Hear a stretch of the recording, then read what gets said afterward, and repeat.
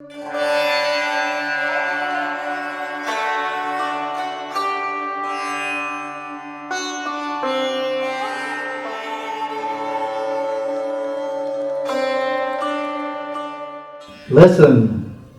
274, Living with Shiva. Nonviolence has long been central to the religious traditions of India, especially Hinduism, Buddhism, and Jainism. Religion in India has consistently upheld the sanctity of life, whether human, animal, or in the case of the Jains, elemental. There developed early in India an unparalleled concern for harmony among different life forms, and this led to a common ethos based on the non-injuriousness and the minimal consumption of natural resources. In other words, to compassion and simplicity. Homo sapiens is to survive his present predicament. He will have to rediscover these two primary ethical values. And skipping slightly forward. In order to understand the pervasive practice of nonviolence in Hinduism, one must investigate the meaning of life. Why is life sacred? For India's ancient thinkers, life is seen as the very stuff of the divine, an emanation of the source, and part of a cosmic continuum.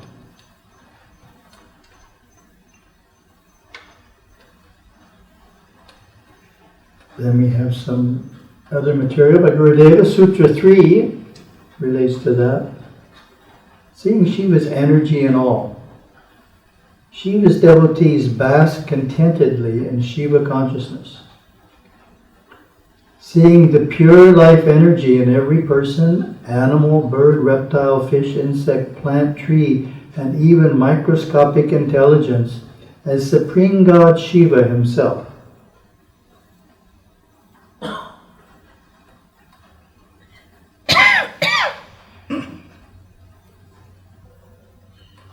So there's a beautiful Tamil word, uyukuir, which our Tamil lexicon defines as God, who is the soul of the soul, or life of life.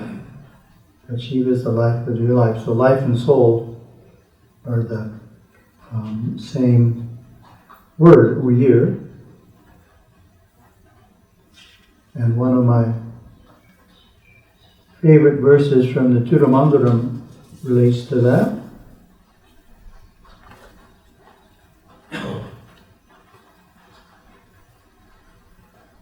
Being the life of life is splendorous jnana worship. Beholding the light of life is great yoga worship. Giving life by invocation is external worship. Adoration that displaces anger is charya worship.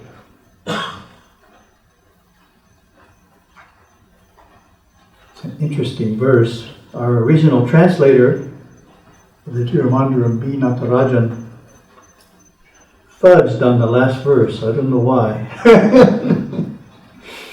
Made it sound very different. Something like tending puja is charya. But it's starting out with the basics and ending up with the most advanced.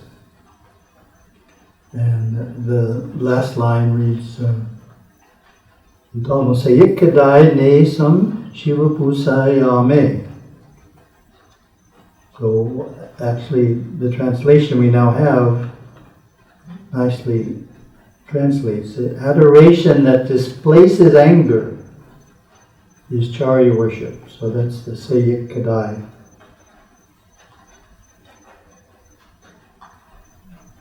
Our translator Savaratnam, if you've read his translations, different translators have different approaches to translating. His is, you need to understand what it means. So he'll put everything you need to know to understand what it means into the translation. So even though it just says adoration that displaces anger is Charya worship, this is how he renders it.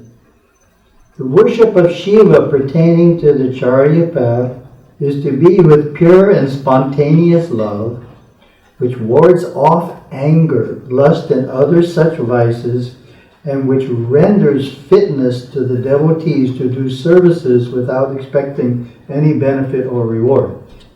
He pulls all that out of that one verse there. But you know what it means. You really know what it means. And it's a beautiful part of Gurudeva's teachings that generally we talk about when it comes to the chakras.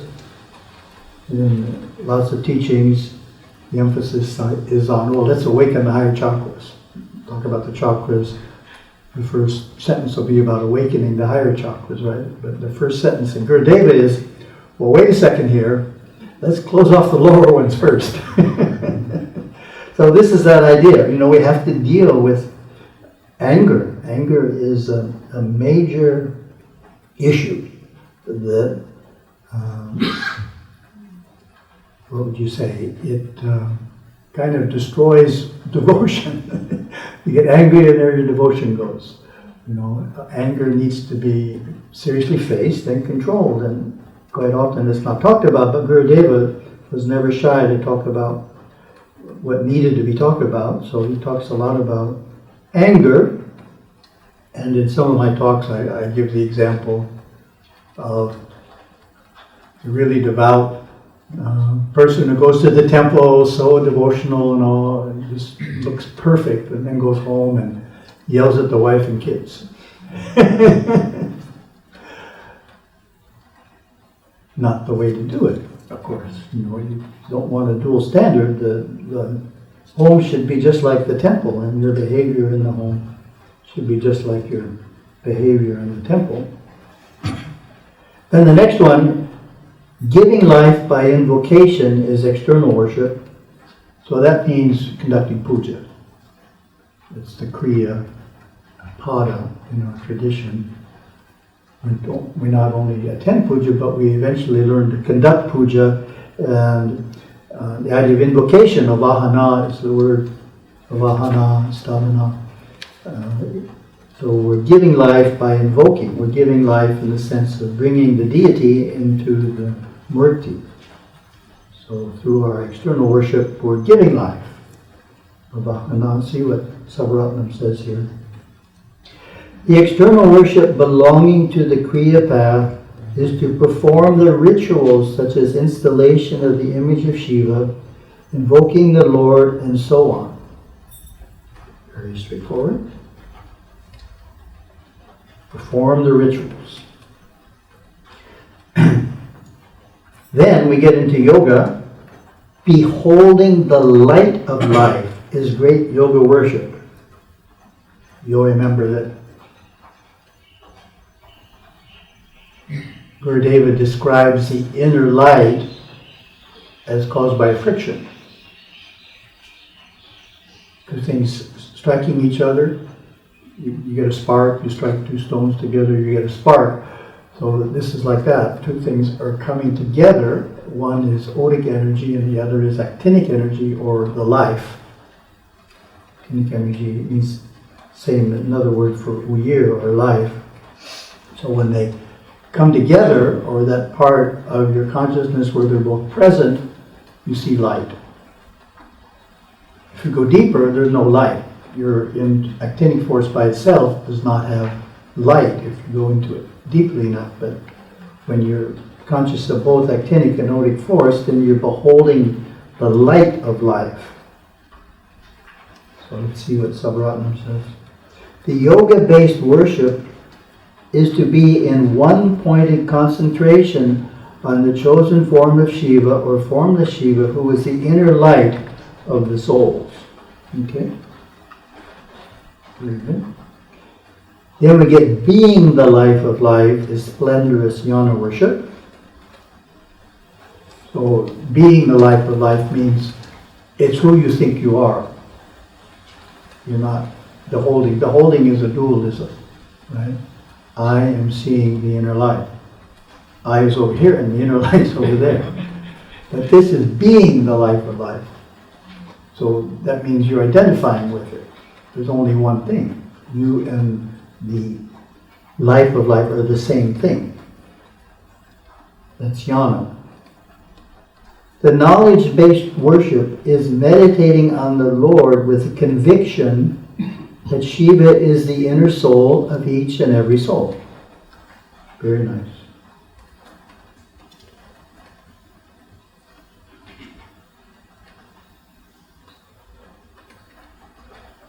One of the stories I developed, try and relate to this, relates to the idea of Shiva's doing it all. Is it Sarvam Shiva Sayo, something like that? Shiva's doing it all. It's about a computer. So if you imagine the computer had self-awareness, thought of itself as a being, and of course one of the challenges of being a being is pride. And the computer is so smart, it can do all these things, right? It can calculate spreadsheets, it can handle word processing, it can do a database, it can go out on the internet, it can do all these things. So if a computer adds self-awareness, it can be very proud of all its abilities.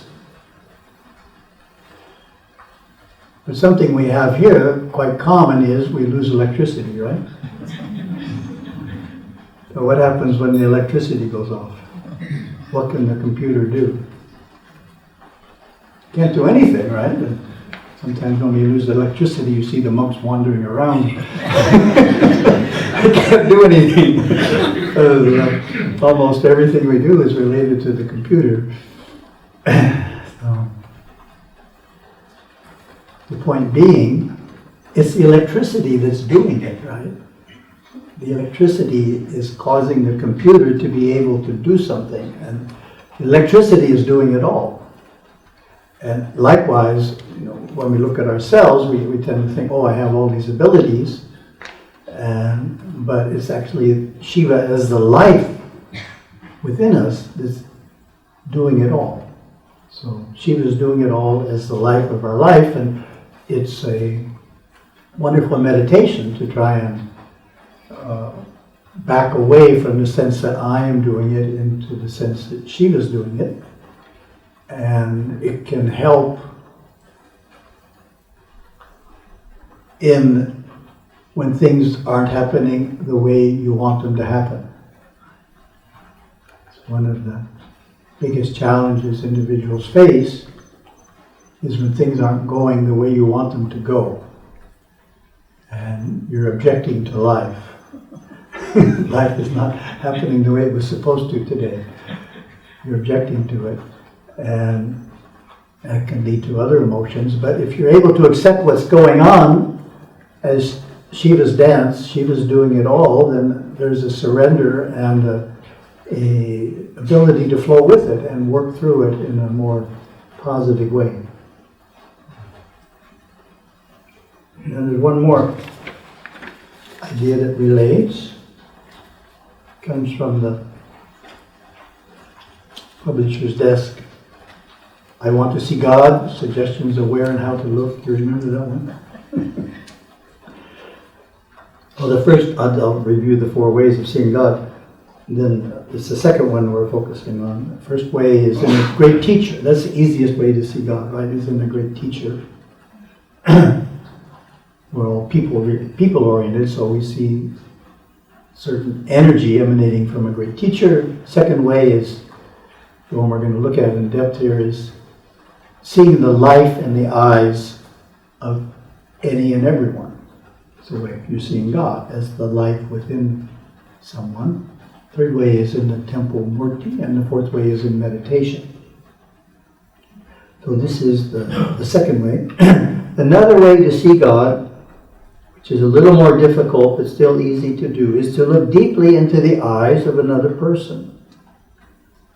look beyond the personality, go deeper than his or her intellect, and see the pure life energy, which is God. The great saying, Mahavakya, that describes this approach to experiencing the divine is the Tamil word Uyukuyir, God is the life of our life.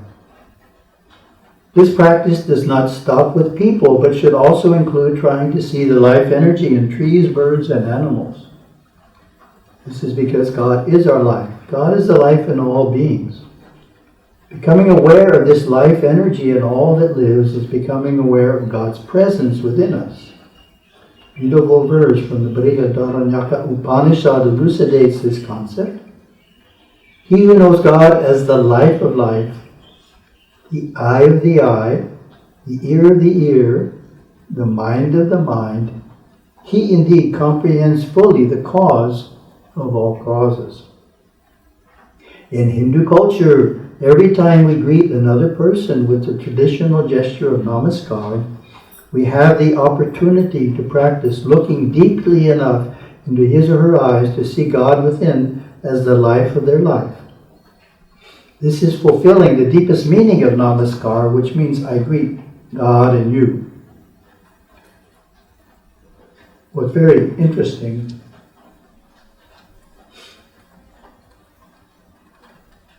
we get all kinds of individuals visiting here, and Hindus, those who hold Hindu beliefs, and those who don't hold any Hindu beliefs.